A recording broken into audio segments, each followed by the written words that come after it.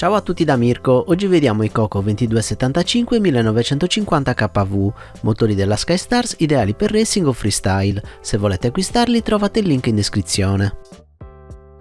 I motori arrivano in queste scatoline in cartone, vediamo subito cosa troviamo al loro interno.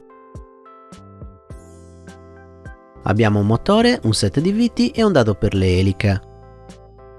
Per quanto riguarda le viti abbiamo delle M3 da 8 mm con il frenafiletto già applicato, il che ritorna molto utile in quanto si riduce drasticamente il rischio che la vite si sviti durante il volo.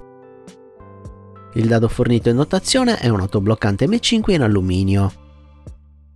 I cavi motore sono in silicone da 20 AVG e sono lunghi 15 cm.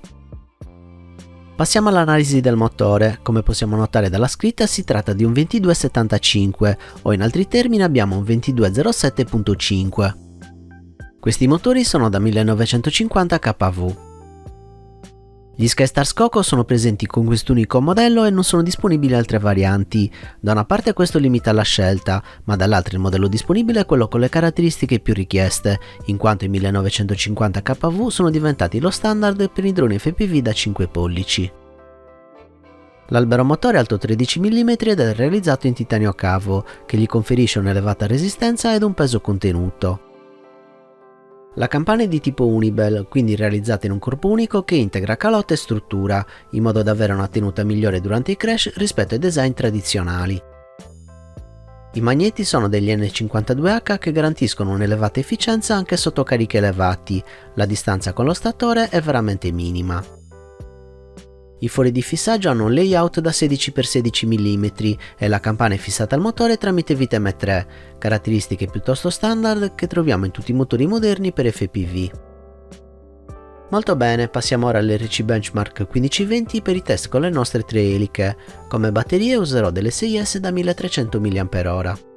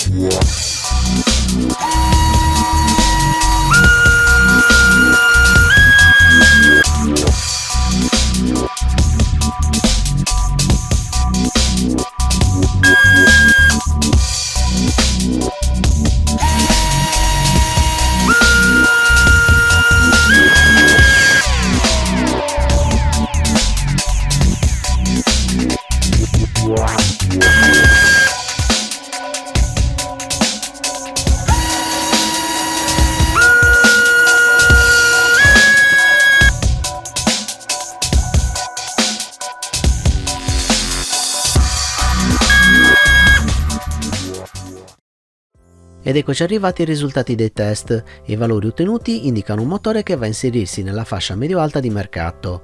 La spinta è buona anche se al di sotto di quella dei motori più performanti della fascia superiore. I consumi in ampere rimangono contenuti con un conseguente buon risultato di efficienza.